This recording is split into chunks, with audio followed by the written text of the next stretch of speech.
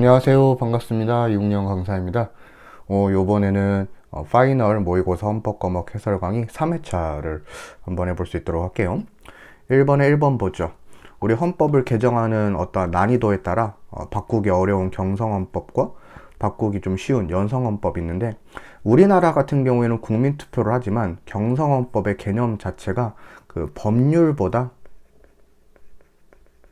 어려우면은 경성헌법이에요.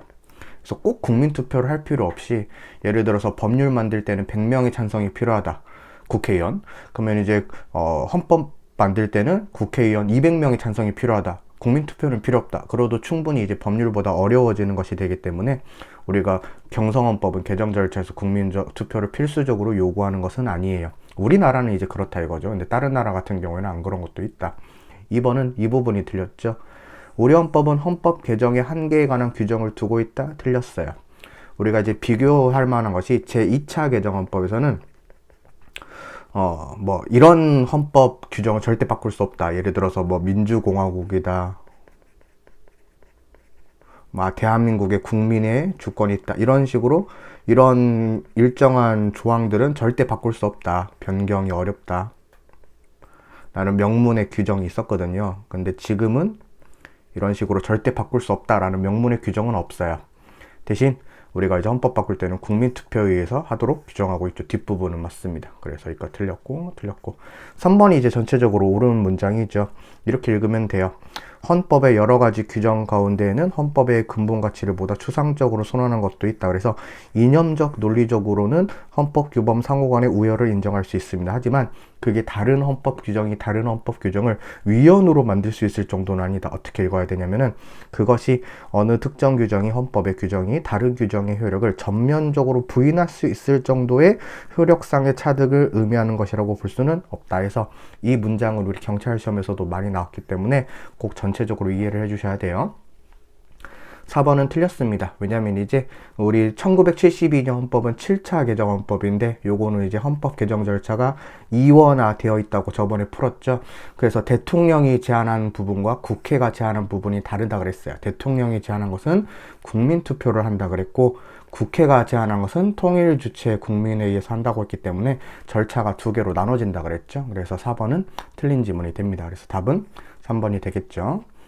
문제 2번 헌법의 기본 원리네요. 자, 우리 헌법의 기본 원리는 조심해야 될 게 뭐예요? 다른 건 다 되는데 구체적인 기본권을 도출하는 근거가 될 수 있다. 이 부분이 틀렸죠. 구체적인 기본권은 도출할 수 없다. 2번도 이제 경찰 시험에서 나왔던 패턴이죠. 법적 안정성에는 주관적 요소가 있는데, 주관적 요소로서 우리가 신뢰 보호 원칙이라는 게 있어요. 객관적 요소는 아닙니다. 그래서 2번 틀렸고요. 3번, 이거는 이제 뒷부분이 쉽게 답으로 나왔죠. 국민들의 국가의 공권 형사에 대해서 가지는 모든 기대 내지 신뢰가 절대적인 권리로서 어떠한 경우에도 보호돼야 된다. 이런 거는 이제 유치하게 틀렸다. 이제 4번이 이제 답이겠죠. 자, 개인에 대한 신뢰는 개인의 행위가 일정 방향으로 국가에서 유인된 신뢰인지, 아니면 이제 본인이 법률이 부여한 기회를 활용한 것으로서 원칙적으로 자기 책임에 해당하는지에 따라서 달라진다. 만약에 국가가 일정 부분 유인된 경우라면 좀 보호 가치가 높아진다. 이렇게 볼 수가 있겠죠. 그래서 답은 쉽게 골라낼 수 있었을 것 같아요. 답은 4번입니다. 문제 3번. 법률이 국민의 기본권 실현과 관련해서 본질적인 영역만큼은 반드시 어디에서 직접 규정해야 돼요? 법률에서 직접 규정해야 되죠. 근데 스스로 결정하지 않고 행정입법에 위임했다? 그럼 법률유보 원칙에 위배가 되죠. 2번, 법률유보 원칙과 의회유보 원칙은 서로 다른 별개의 원리냐라고 했었을 때, 이렇게 해가지고 법률유보 원칙이 좀 더 큰 원칙이에요. 요거는 우리가 행정작용에 법률의 근거가 필요하다. 국민의 대표가 만든 법률의 근거가 필요하다 이건데, 여기서 의회유보 원칙이 조금 더 특별한 원칙으로 들어갑니다. 왜냐면은 그 중에서 본질적인 사항만큼은 누가 직접 결정해야 된다? 법률로서 직접 규정해야 된다라는 특별한 원칙이 됩니다. 그래서 우리가 이제 행정작용을 할 때 적용되는 원칙이기 때문에 우리가 이제 비슷한 결이라고 할 수가 있어요. 대신 이 그림상 법률유보 원칙이 의회유보 원칙을 이렇게 포함하는 개념이라고 볼 수가 있겠죠. 그래서 2번 질문 틀렸고요.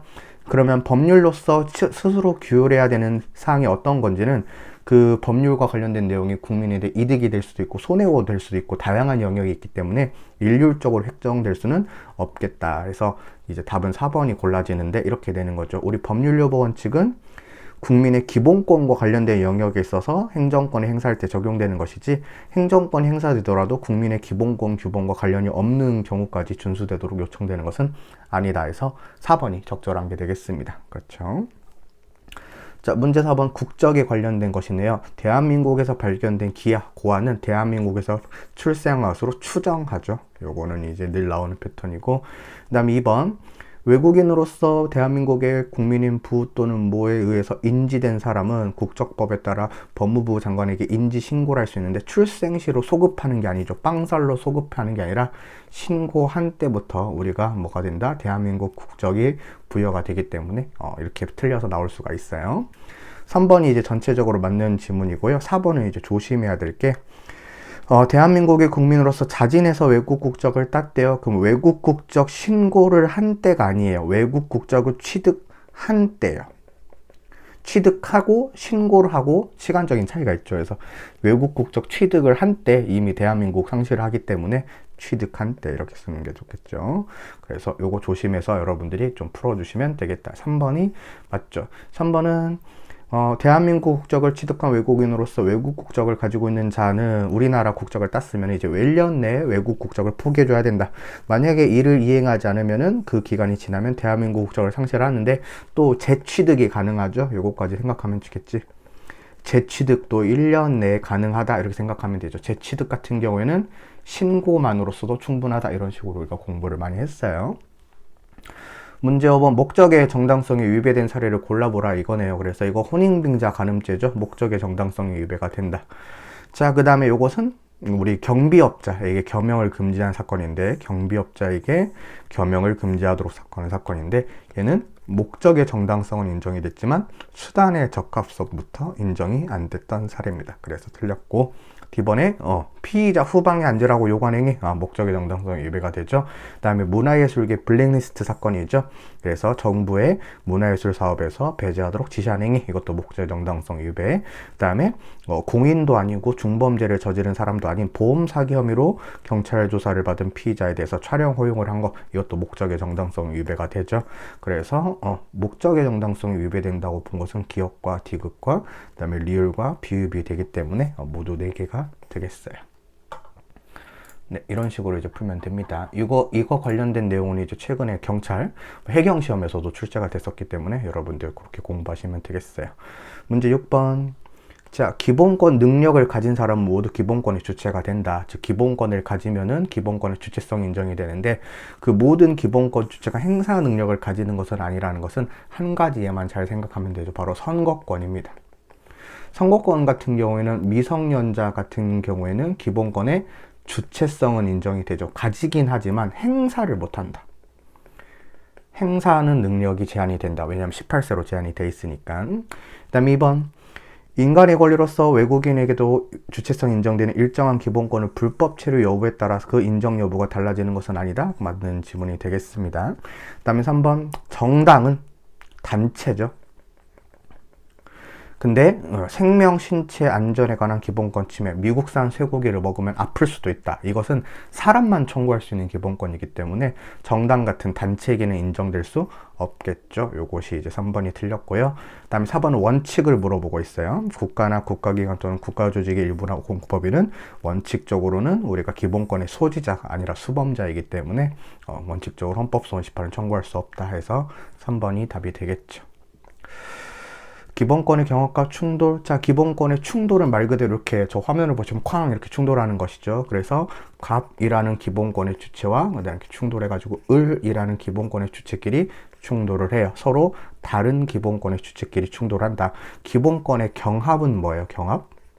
하나의 기본권의 주체의 여러 개의 기본권이 이렇게 A라고 하면 헷갈릴 수 있으려나? 병이라고 해줄게요. 병이라는 기본권의 단일한 기본권의 주체에 여러 개의 기본권이 경합할 때를 경합이라 하죠. 이거를 우리가 충돌이라고 하고요. 근데 이 기본권이 꼭 다른 기본권일 필요는 없어요. 보통 다른 기본권인데 같은 기본권끼리도 충돌해요. 대표적인 사례가 적극적 단결권과 적극적 단결권이 충돌하는 유니온샵 사건이 있죠. 이게 어떤 사건이냐면은 내가 그 노동조합에 가입을 하겠는데 그 노동조합에 가입을 하기 싫고 친구 있는 노동조합에 가입을 하겠다, 이런 판례인데요. 이런 식으로 충돌하는 기본권이 꼭 다른 기본권일 필요는 없어요. 이렇게 되는 거죠. 그 다음에 3번에 행복추구권은 보통 여러분들 일반적인 기본권이니까 직업의 자유에 비해서 일반적인 특별한 관계에 있기 때문에 직업의 자유를 판단하면 행복추구권은 판단 안 할 수도 있다. 이렇게 해가지고 4번이 답이 될 건데, 잘 보세요. 수용자가 집필을 했어요. 이미 그 사람은 글을 썼습니다. 근데 교정시설의 장애 문서의 외부 반출을 금지하도록 규정하고 있으니까 밖으로 보내지 못하게 했죠. 그럼 표현의 자유는 이미 이 사람은 충족이 된 거예요. 대신 밖으로 내보내지 못했기 때문에 제한되는 기본권은 오히려 통신의 자유입니다. 표현의 자유는 이미 이 사람은 달성이 됐다고 볼 수가 있어요. 그 사람이 글을 쓸 수는 있었기 때문에. 그래서 밖으로 못 내보는 게 불편했기 때문에 통신의 자유가 제한되는 거니까 이런 식으로 나온 적이 있었다. 문제 7번에 4번이 답이다. 문제 8번 국가인권위원회네요. 자, 위원장 1명, 상임위원 3명을 포함한 11명은 구성되고 4명, 그 다음에 대통령이 4명, 대법원장이 3명을 지명한다. 맞고요. 2번이 틀린 지문 같네요. 자, 인권의 보호와 형성에 중대한 영향을 미치는 재판이 계속 중이래요. 그럼 법원이나 헌법재판소에 요청을 받아서도 할 수도 있고 자기들이 스스로 필요하다고 스스로 인정할 때, 이럴 때도 가능하죠. 의견을 제출할 수 있죠. 혹시나 의견을 제출한다 이러면 이제 틀린 지문이 될 수도 있으니까 조심하시면 되겠고, 그 다음에 3번 자, 국가인권위원회에서 판단하는 그 기본권은 헌법제 모든 기본권이 아니죠. 기본권의 종류를 막론한다는 게 틀렸죠. 헌법제 10조부터 헌법제 22조까지 기본권만 우리가 진정할 수 있죠. 그래서 3번 틀렸고요. 적절한 것은 아마 1번이 될 거예요. 그럼 4번 그 피의자가 대놓고 싫다고 하면은 또 법률 구조를 요청할 수가 없어요. 그쵸? 그래서 피의자의 명시한 의사에 관계없이 요청할 수 있는 건 아니기 때문에 1번이 이제 답이 되겠다. 네. 그 다음에 문제 9번을 풀어보죠. 네. 정당에 대한 것이죠. 그래서 1960년 우리 그 두 문자는 각본, 정, 중인데 여기서 이제 정당 조항이 신설이 되었죠. 이게 1960년. 오케이. 그다음에 1962년이 인감 극단직인데 이게 극단적인 정당 국가 경향이었죠. 이게 무슨 말이었어요? 대통령이나 국회의원 나가려면 무조건 소속 정당의 추천을 받아야만 된다. 무소속이 안 된다. 극단적인 정당 국가 경향이다. 그래서 맞는 지문입니다. 2번. 자, 여러분들 우리가 정당의 자유는 헌법제 8조에 규정이 되어 있어요. 우리 기본권 규정은 헌법제 10조부터 36조까지인데요. 그러니까 일단 기본권 규정은 아니지만 그래서 우리가 국민의 기본권의 관한장인 제2장에 위치하고 있지 않다는 게 이 말이에요. 제2장에 위치하려면 헌법제 10조부터 39조여야 되거든요. 근데 지금 정당 조항은 8조 1항에 규정이 되어 있기 때문에 여기에 포함이 안 돼 있어요. 여기까지는 맞아요.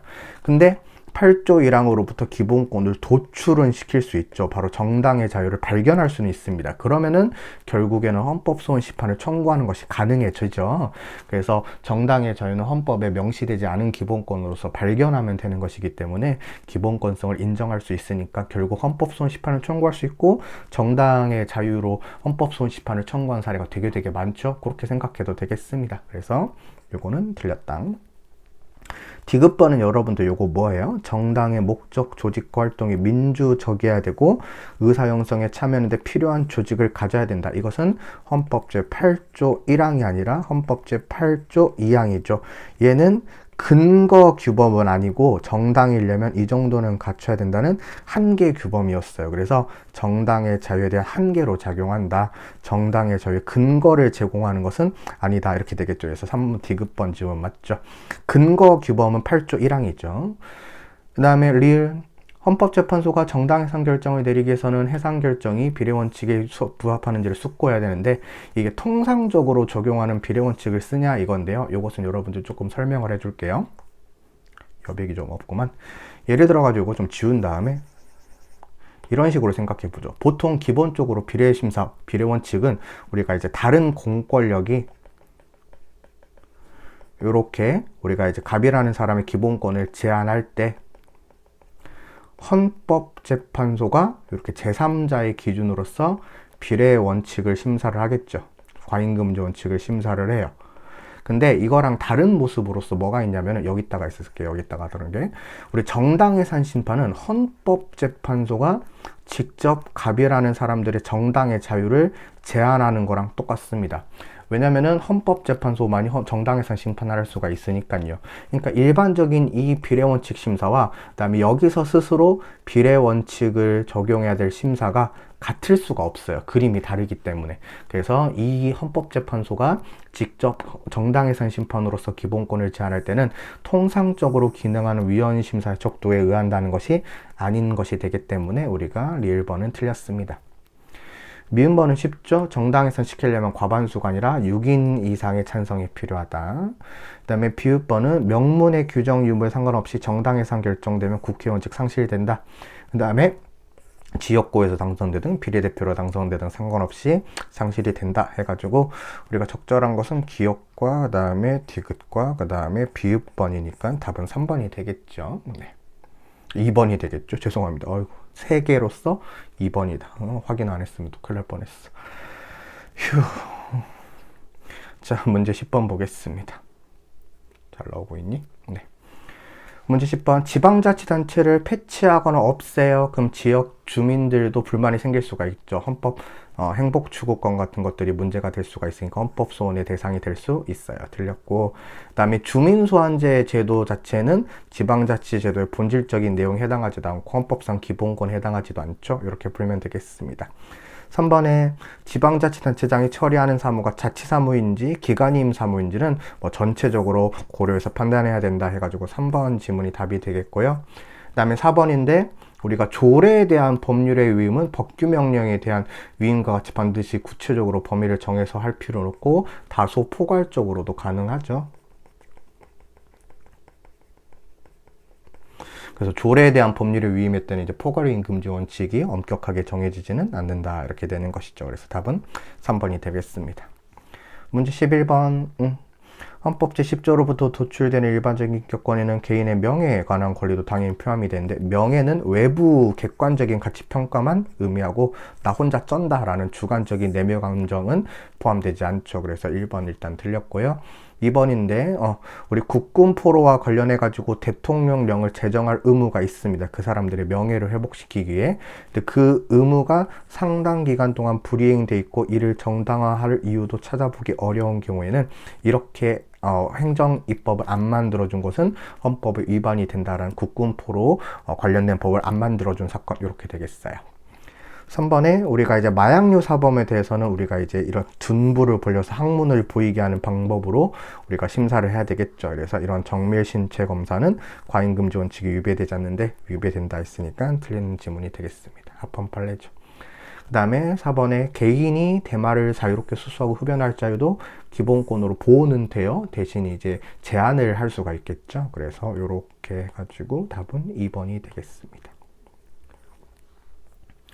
문제 12번. 우리가 이제 이거는 위헌 키워드가 있죠. 바로 재외국민 영유아를 보육료 영육수단의 지원 대상에서 제외한 규정. 애들 밥값은 줄 수 있다. 근데 차별하는 것은 평등권을 침해하는데 침해하지 않는다 했으니까 틀렸고요. 2번. 우리가 성별, 종교, 사회적 신분은 예시된 사유죠.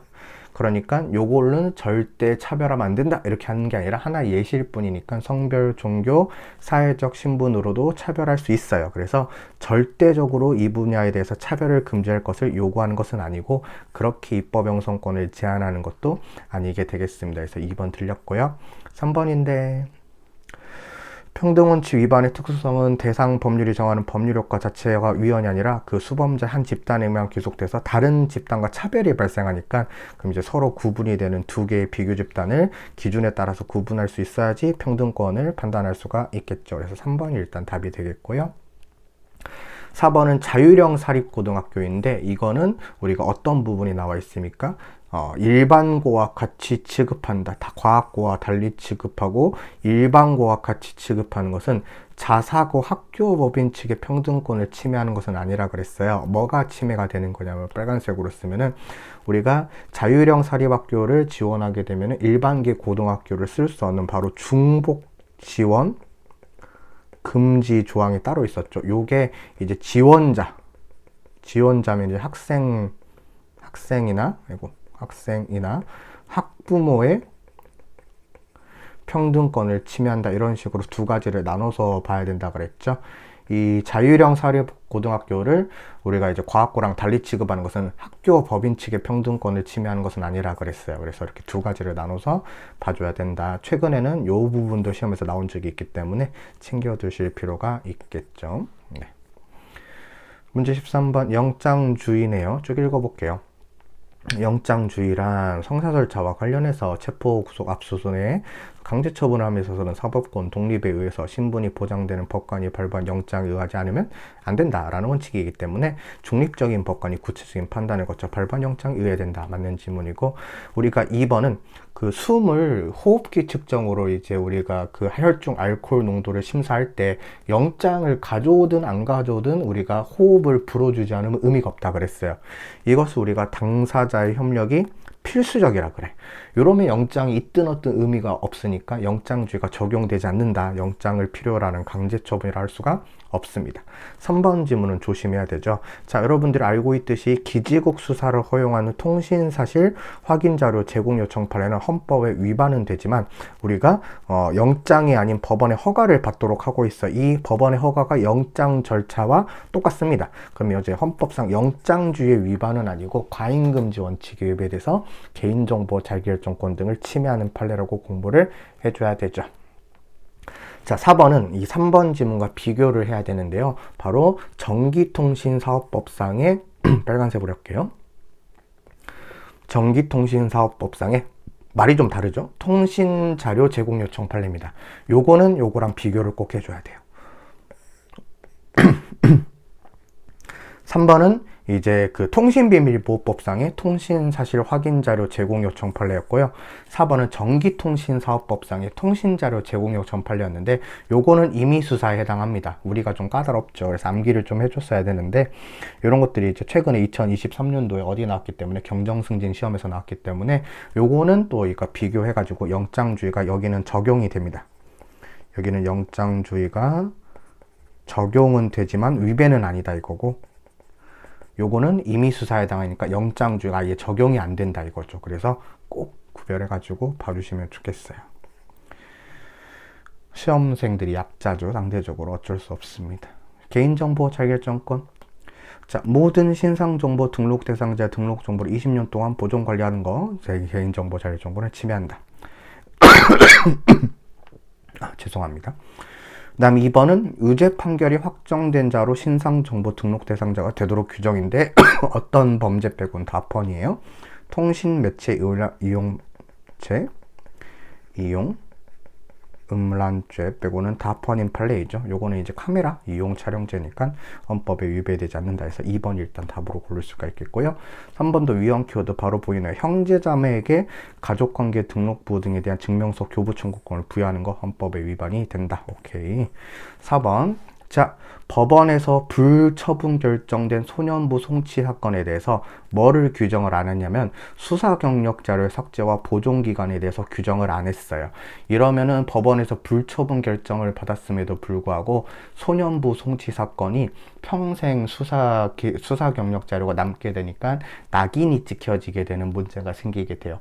성인 같은 경우에는 수사 경력 자료 삭제와 보존 기간이 존재하죠. 그러니까 지워주는데, 소년범도 불송치 결정을 받았음에도 불구하고 어떻게 해버렸으니까 이런 식으로 수사 경력자를 보존 기간을 두지 않아 버렸으니까 평생 이제 죽을 때까지 그 기간이 남게 되죠. 이런 것들은 개인정보 자율정권을 침해하는 판례다라고 여러분들이 공부를 많이 했어요. 문제 15번 선거운동. 선거운동은 중요한 기본권이기 때문에 엄격한 심사 기준이 적용되죠. 일단 1번 틀렸고 2번 자유선거의 원칙은 헌법에 명시가 안 돼 있습니다. 뭐가 명시가 되냐면 보통, 그 다음에 평등, 그 다음에 직접, 그 다음에 비밀선거가 명시가 돼 있어요. 자유선거의 원칙도 인정이 되지만요. 그래서 이 부분 틀렸다. 최근에 법학 경채에서 나왔던 것이고 3번인데 원양어선을 타고 계신 분들한테 우리가 이제 모사전송 시스템을 활용을 해서 투표권을 줘야 된다 그랬죠. 줘야 되는 게 헌법에 위배되지 않는다. 만약에 이거 주지 않은 게 헌법 위반이 된다. 이렇게 된다 그랬어요. 그래서 3번이 일단 답이고요. 4번은 모든 국민은 법률이 정하는 바에 따라서 선거권을 가진다고 규정함으로써 법률 유보 형식을 취하고 있는데 국민의 선거권이 법률에 정하는 바에 따라서 인정될 수 있다는 포괄적인 입법권의 유보, 이렇게 이런 거죠. 법률을 만들어야지 선거권 인정이 되는 건 맞는데 그렇다고 해서 입법부가 자기들 마음대로 막 만들 수 있다, 포괄적인 권리를 크게 가지고 있다, 아니고 빨리 입법을 해서 국민의 선거권을 챙겨줘야 된다, 이런 식으로 읽어야 된다고 했죠.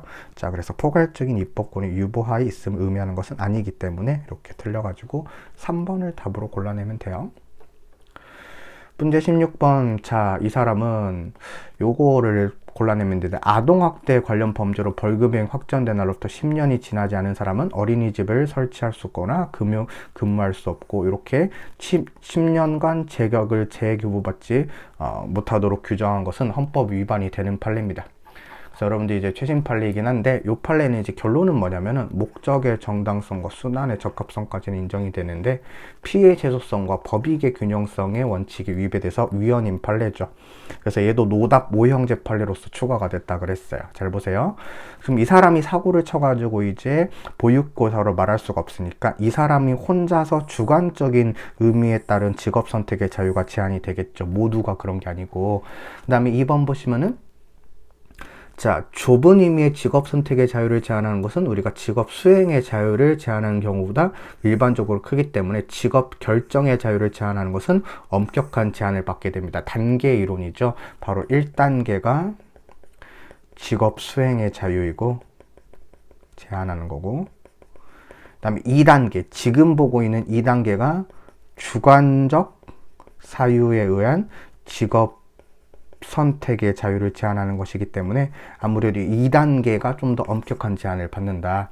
3번은 수단의 적합성이 인정된다니까 3번까지는 맞아요. 하지만 4번이 틀렸을 건데, 우리가 침해 최소성이 인정된다, 이것은 이제 반대 의견이에요. 틀린 지문이고, 이 판례는 노답 모형제 판례 중에 하나로서 위헌 판례다라고 보시면 되겠습니다. 아시겠죠?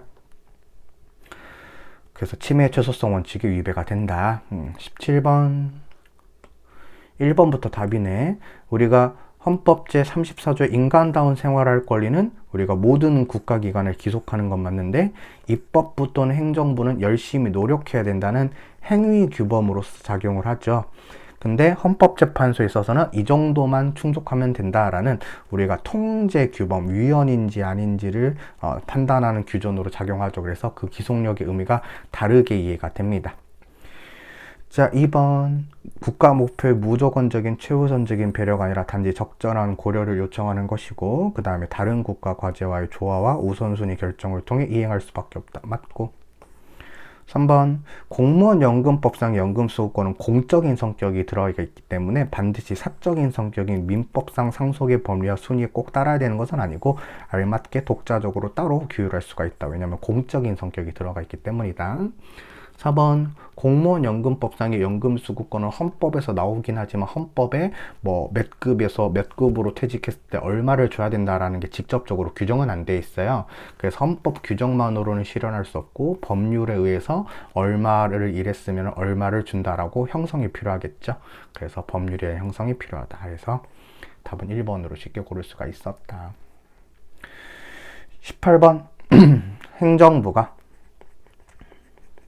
사전에 내용을 심사해서 강제 수단을 동원해야지 우리가 뭐가 되는 것이다? 사전검열금지 원칙이 되는데 1번 법원에 의한 것은 사법부에 의한 것이기 때문에 행정부에 의한 것이 아니라서 해당하지 않고 2번이 사전검열제도에 해당해요. 헌법 위반이 되는 거. 그 다음에 3번의 5개 검거물제도는 내용을 심사하는 게 아니라 형식을 심사하는 것이니까 우리가 사전검열제도에 해당하지 않고, 우리가 제한상형과 제도는 등급을 분류하는 제도에 해당하죠. 우리 등급을 분류하는 것은 사전허가 제도에 해당하지 않습니다. 대신 명확성의 원칙이 위반이 돼가지고 우리가 이제 위헌인 판례가 되겠지만, 지금도 여러분들 영화 등급제도가 존재하고 있죠. 그래서 등급제도 관련된 내용들은 우리가 사전허가 제도에 해당하지 않고, 대신 등급을 분류를 보류하는 제도가 있어요. 얘는 이제 헌법이 금지하는 사전허가 제도에 해당하기 때문에 이렇게 비교하시면 되는 문제가 되겠습니다. 그래서 2번이 답입니다. 교육을 받을 권리. 자, 우리가 이제 교육에 의무 교육이 있는데, 우리가 이제 부모에게도 의무가 있고요. 그 다음에 학교라고 하면 좀 그렇고, 국가에게도 의무가 있겠죠. 부모도 여러분들 학생들을 교육시켜야 될 의무가 있고요. 그 다음에 국가도 학생들을 교육시켜야 될 의무가 있지만, 국가에게 요구되는 측면이 더 크겠죠. 그래서 국민에 대해서 보호하는 자녀들을 취약시키도록 한다는 의무 부과의 면도 있지만, 국가에게 조금 더 의무 부과를 한다는 측면이 더 중요한 의미를 가지고 있습니다. 그 다음에 학교용지 부담금 판례는 우리가 주택의 수분양자들에게 부과 징수하는 것은 헌법에 위배가 되죠. 대신 누구에게 징수하는 건 괜찮아요. 개발 사업자에 대해서 학교용지 부담금을 부과하는 것은 괜찮죠. 이 두 가지가 비교되는 판례가 되겠네요. 그래서 이렇게 맞는 것이고, 사립 유치원 같은 경우에는 헌법상 우리가 지원해 줘야 될 필요가 없겠죠. 그래서 4번이 답입니다. 쉽죠. 문제 20번. 여러분들 국가배상법에서는 소멸시효 규정이 직접 없고 민법 규정을 준용하도록 하고 있습니다. 그리고 뭐도 합헌이냐면은 우리가 국가배상법 소멸시효 3년 또는 5년이잖아요. 이렇게 소멸시효를 이렇게 둔 것도 헌법에 위배되지 않습니다. 2번. 우리 국가배상법상의 공무원의 직무에는 우리가 행정주체가 사경제 주체로서 활동하는 것은 포함되지 않습니다. 이것은 국가배상법의 문제가 아니라 일반 민법상의 문제였어요. 그 다음에 3번. 자, 동의를 했어요. 그럼 배상 결정이 있었습니다. 그럼 재판상의 화해 효력을 부여하는 것은 헌법에 위배가 되는 판례죠. 특수임무수행법에서 동의했을 때 재판상 화해 효력을 부여하는 게 합헌인 판례가 있었어요. 우리 그거 한번 풀었었죠. 그 다음에 4번. 우리가 직무집행인지 여부는 누구의 의사에 따라서 봐야 돼요? 그 피해자인 국민에 따라서 봐야 돼요. 그래서 그 공무원이 직무를 수행한다 안 한다라는 주관적인 요소가 중요한 게 아니라, 행위자의 주관적 요소를 고려하는 게 아니라 그 객관적으로 이게 직무집행인지 아닌지, 이게 여러분들 어떤 판례랑 관련이 돼 있겠어요? 바로 교통 할아버지 판례랑 관련이 돼 있겠죠. 교통 할아버지는 여러분들 원래는 공무원이 아니기 때문에 우리가 공무원이 아닌 사람에 대해서 행위가 국가배상이 성립할 수 있느냐, 이 문제가 되는데, 그 우리 운전자들 입장에서는 이렇게 모자 쓰시고 하얀 장갑 끼시고 이렇게 수신호 주면은 아무래도 그분도 경찰 공무원으로 보인다 이거예요. 그러면은 국가배상 청구권이 성립을 하는 좀 외부적인 요인으로 봐야 된다 그랬어요. 그래서 주관적인 의사를 고려하는 것은 아니다.